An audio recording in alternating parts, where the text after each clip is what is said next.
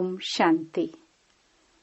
25 अक्टूबर 2025 बाबा के महावाक्य। मीठे बच्चे, संगम युग पर ही तुम्हें आत्म अभिमानी बनने की मेहनत करनी पड़ती।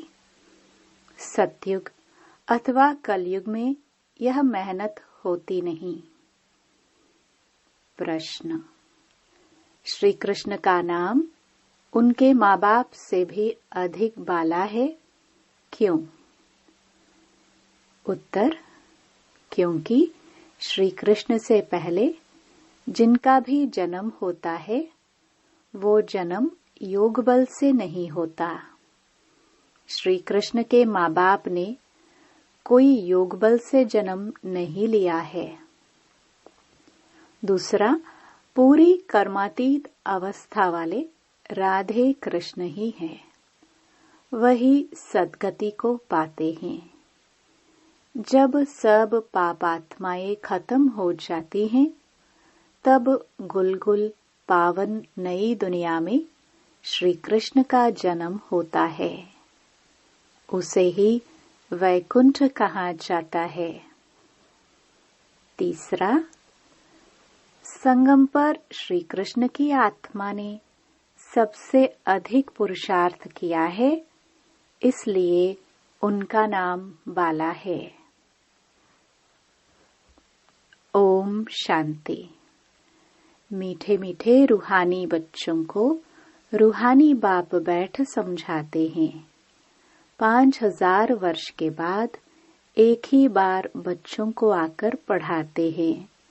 पुकारते भी हैं कि हम पतितों को आकर पावन बनाओ। तो सिद्ध होता है कि यह पतित दुनिया है। नई दुनिया पावन दुनिया थी।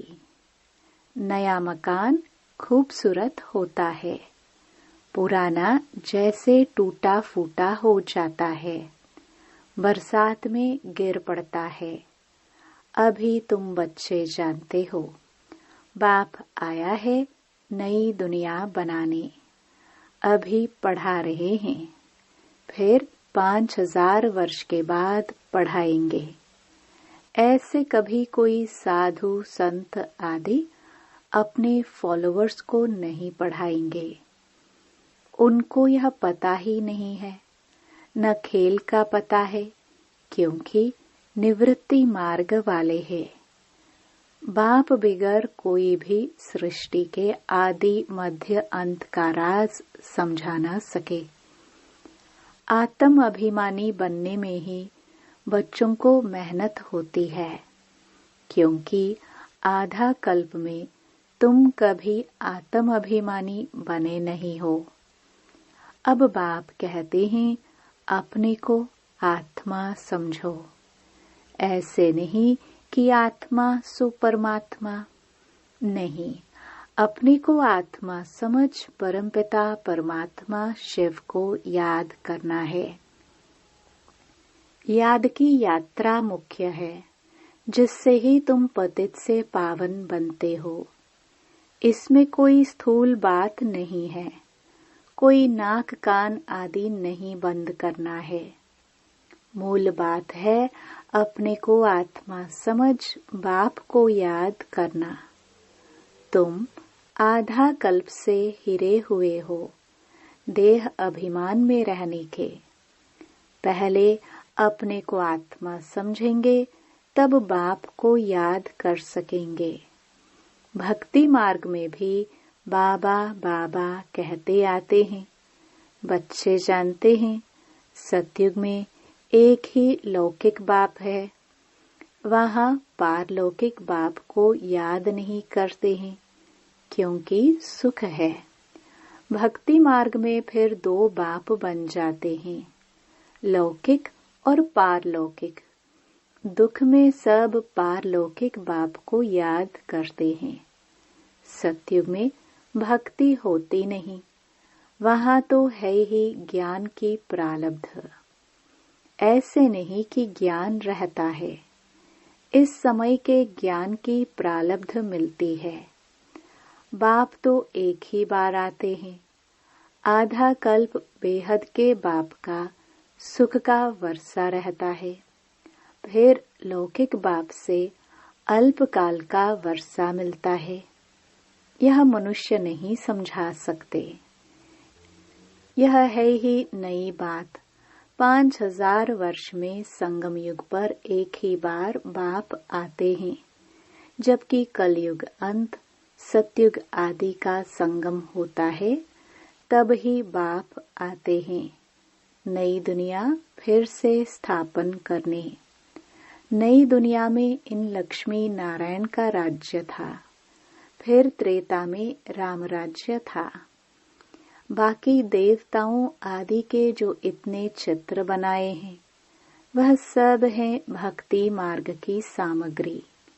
बाप कहते हैं, इन सब को भूल जाओ, अभी अपने घर को और नई दुनिया को याद करो। ज्ञान मार्ग है समझ का मार्ग, जिससे तुम 21 जन्म समझदार बन जाते हो। कोई दुख नहीं रहता। सतयुग में कभी कोई ऐसे नहीं कहेंगे कि हमको शांति चाहिए। कहा जाता है ना, मांगने से मरना भला। बाप तुमको ऐसा साहूकार बना देते हैं जो देवताओं को भगवान से कोई चीज मांगने की दरकार नहीं रहती। यहाँ तो दुआ मांगते हैं ना। पोप आदि आते हैं तो कितने दुआ लेने जाते हैं। पोप कितनों की शादियां कराते हैं। बाप तो यह काम नहीं करते। भक्ति मार्ग में जो पास्ट हो गया है, सो अब हो रहा है, सो फिर रिपीट होगा। दिन प्रतिदिन भारत कितना गिरता जाता है। अभी तुम हो संगम पर, बाकी सब हैं कलयुगी मनुष्य। जब तक यहाँ न आए, तब तक कुछ भी समझ न सके कि अभी संगम है व कलयुग है। एक ही घर में बच्चे समझते हैं संगम पर है। बाप कहेंगे, हम कलयुग में हैं, तो कितनी तकलीफ हो पड़ती है। खान पान आदि का भी झंझट हो पड़ता है।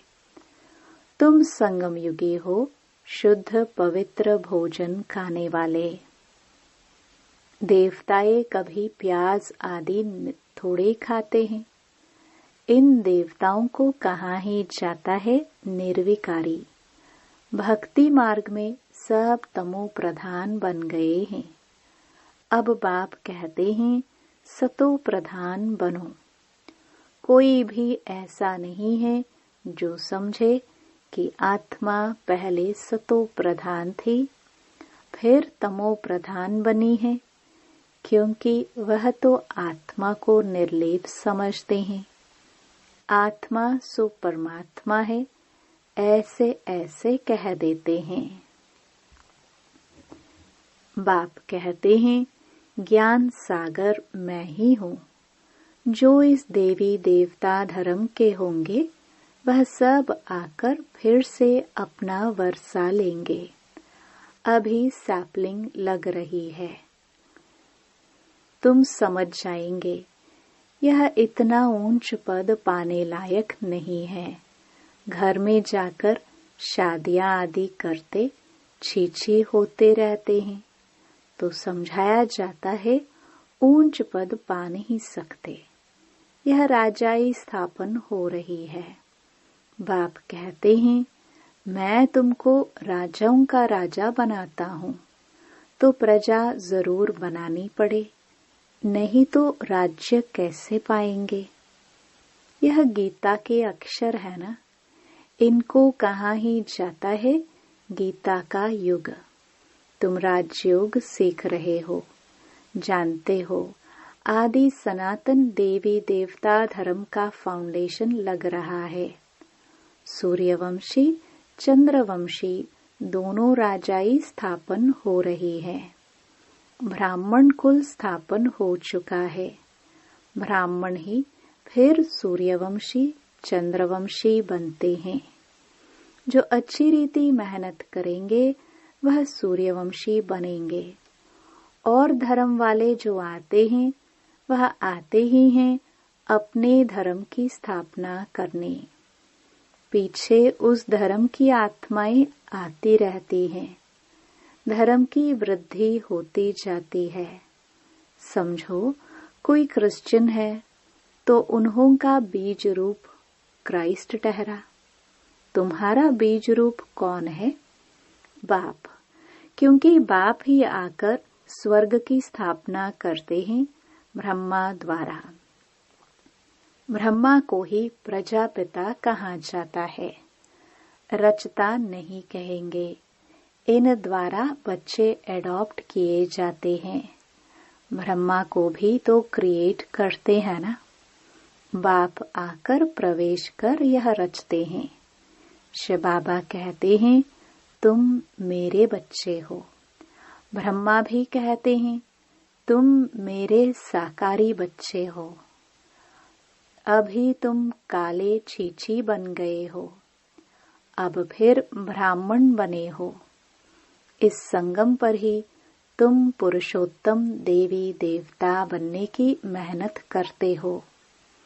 देवताओं को और शूद्रों को कोई मेहनत नहीं करनी पड़ती। तुम ब्राह्मणों को मेहनत करनी पड़ती है देवता बनने के लिए। बाप आते ही हैं संगम पर।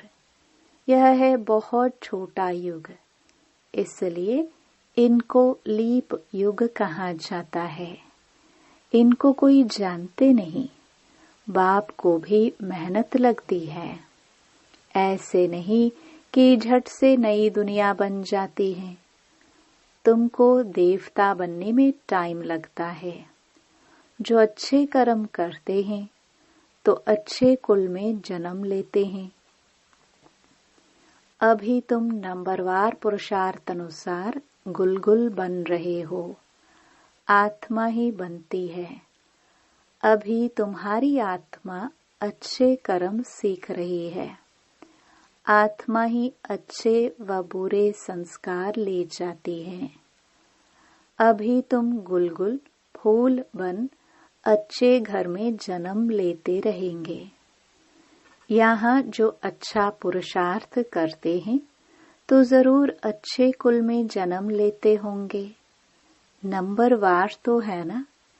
जैसे जैसे कर्म करते हैं ऐसा जन्म लेते हैं। जब बुरे कर्म करने वाले बिल्कुल खत्म हो जाते हैं फिर स्वर्ग स्थापन हो जाता है।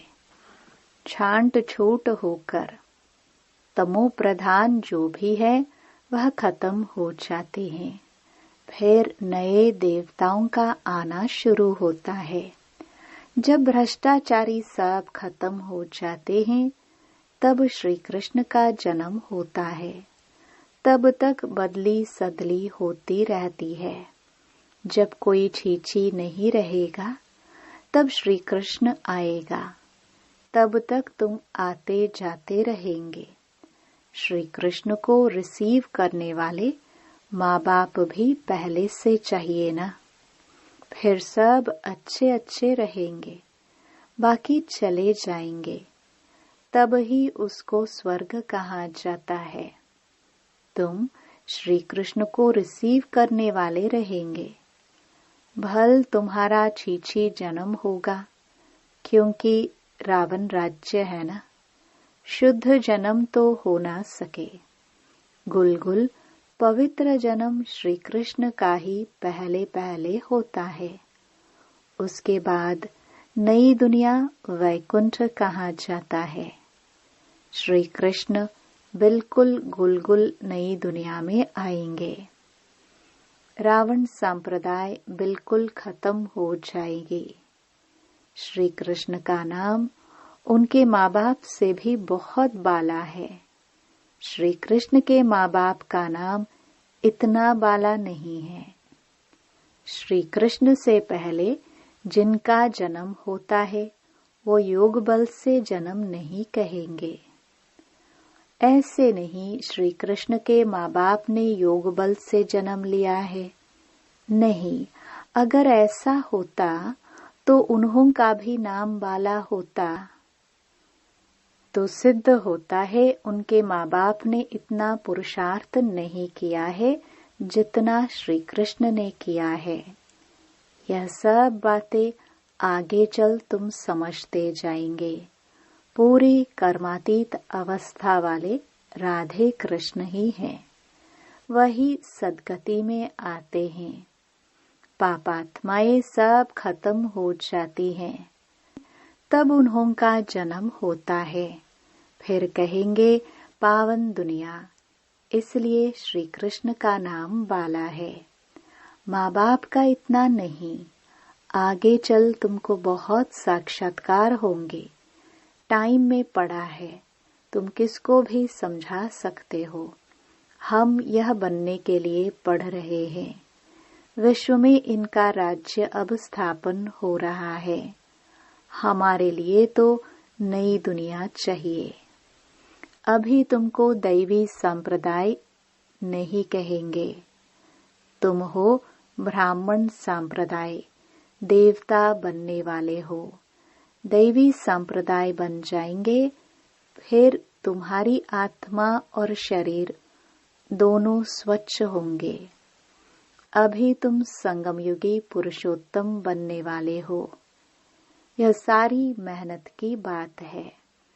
याद से विक्रमाजीत बनना है।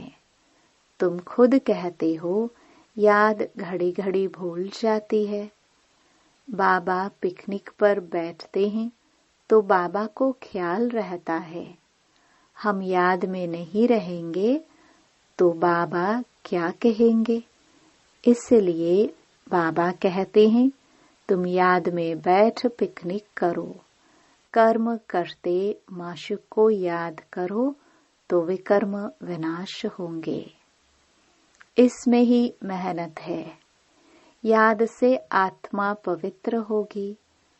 अविनाशी ज्ञान धन भी जमा होगा। फिर अगर अपवित्र बन जाते हैं तो सारा ज्ञान बह जाता है।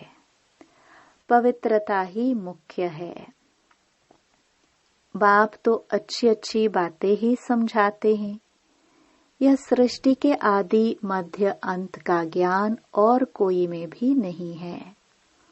और जो भी सत्संग आदि है वह सब है भक्ति मार्ग के। बाबा ने समझाया है भक्ति वास्तव में प्रवृत्ति मार्ग वालों को ही करनी है। तुम्हारे में तो कितना ताकत रहती है। घर बैठे तुमको सुख मिल जाता है। सर्वशक्तिवान बाप से तुम इतना ताकत लेते हो। सन्यासियों में भी पहले ताकत थी। जंगलों में रहते थे। अभी तो कितने बड़े बड़े फ्लैट बनाकर रहते हैं। अभी वह ताकत नहीं है। जैसे तुम्हारे में भी पहले सुख की ताकत रहती है, फिर गुम हो जाती है। उन्हों में भी पहले शांति की ताकत थी। अब वह ताकत नहीं रही है। आगे तो सच कहते थे कि रचता और रचना को हम नहीं जानते। अभी तो अपने को भगवान शिवोहम कह बैठते हैं। बाप समझाते हैं इस समय सारा झाड़ तमो प्रधान है। इसलिए सभी का उद्धार करने मैं आता हूँ। यह दुनिया ही बदलनी है। सब आत्माएं वापस चली जाएंगी। एक भी नहीं जिसको यह पता हो कि हमारी आत्मा में अविनाशी पाठ भरा हुआ है जो फिर से रिपीट करेंगे। आत्मा इतनी छोटी है, इनमें अविनाशी पाठ भरा है तो कभी विनाश नहीं होता। इसमें बुद्धि बड़ी अच्छी पवित्र चाहिए। वह तब होगी जब याद की यात्रा में मस्त रहेंगे। मेहनत सिवाय पद थोड़े मिलेगा। इसलिए गाया जाता है छड़े तो चाखे वैकुंठ रस। कहाँ ऊंच ते ऊंच राजाओं का राजा डबल सिरताज, कहाँ प्रजा। पढ़ाने वाला तो एक ही है, इसमें समझ बड़ी अच्छी चाहिए। बाबा बार बार समझाते हैं, याद की यात्रा है मुख्य। मैं तुमको पढ़ाकर विश्व का मालिक बनाता हूँ, तो टीचर गुरु भी होगा। बाप तो है ही टीचरों का टीचर, बापों का बाप। यह तो तुम बच्चे जानते हो। हमारा बाबा बहुत प्यारा है। ऐसे बाप को तो बहुत याद करना है, पढ़ना भी पूरा है। बाप को याद नहीं करेंगे तो पाप नष्ट नहीं होंगे। बाप सभी आत्माओं को साथ ले जाएंगे, बाकी शरीर सब खत्म हो जाएंगे। आत्माएं अपने अपने धर्म के सेक्शन में जाकर निवास करती है। अच्छा, मीठे मीठे सिखिलदे बच्चों प्रति माता पिता बाप दादा का याद प्यार और गुड मॉर्निंग। रूहानी बाप की रूहानी बच्चों को नमस्ते। धारणा के लिए मुख्य सार। पहला, बुद्धि को पवित्र बनाने के लिए याद की यात्रा में मस्त रहना है। कर्म करते भी एक माशुक याद रहे, तब विकर्माजीत बनेंगे। दूसरा, इस छोटे से युग में मनुष्य से देवता बनने की मेहनत करनी है। अच्छे कर्मों के अनुसार अच्छे संस्कारों को धारण कर अच्छे कुल में जाना है। वरदान, अपनी रूहानी लाइट हाउस द्वारा वायुमंडल को परिवर्तन करने की सेवा करने वाले सहज सफलता मूर्त भव। जैसे साकार सृष्टि में जिस रंग की लाइट जलाते हो वही वातावरण हो जाता है। अगर हरी लाइट होती है तो चारों ओर वही प्रकाश छा जाता है। लाल लाइट जलाते हो तो याद का वायुमंडल बन जाता है। जब स्थूल लाइट वायुमंडल को परिवर्तन कर देती है तो आप लाइट हाउस भी पवित्रता की लाइट व सुख की लाइट से वायुमंडल परिवर्तन करने की सेवा करो तो सफलता मूर्त बन जाएंगे। स्थूल लाइट आंखों से देखते हैं, रूहानी लाइट अनुभव से जानेंगे। स्लोगन, व्यर्थ बातों में समय और संकल्प गवाना यह भी अपवित्रता है। अव्यक्त इशारे, स्वयं और सर्व के प्रति मनसा द्वारा योग की शक्तियों का प्रयोग करो। कोई भी खजाना कम खर्च करके अधिक प्राप्त कर लेना, यही योग का प्रयोग है। मेहनत कम, सफलता ज्यादा, इस विधि से प्रयोग करो। जैसे समय व संकल्प श्रेष्ठ खजाने हैं, तो संकल्प कम से कम खर्चे हो, लेकिन प्राप्ति ज्यादा हो। जो साधारण व्यक्ति 2-4 मिनट संकल्प चलाने के बाद, सोचने के बाद सफलता या प्राप्ति कर सकता है, वह आप 1-2 सेकंड में कर सकते हो। इसको कहते हैं कम खर्चा बाला नशीन।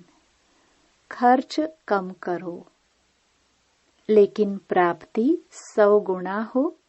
इससे समय की व संकल्प की जो बचत होगी वह औरों की सेवा में लगा सकेंगे। दान पुण्य कर सकेंगे। यही योग का प्रयोग है। ओम शांति।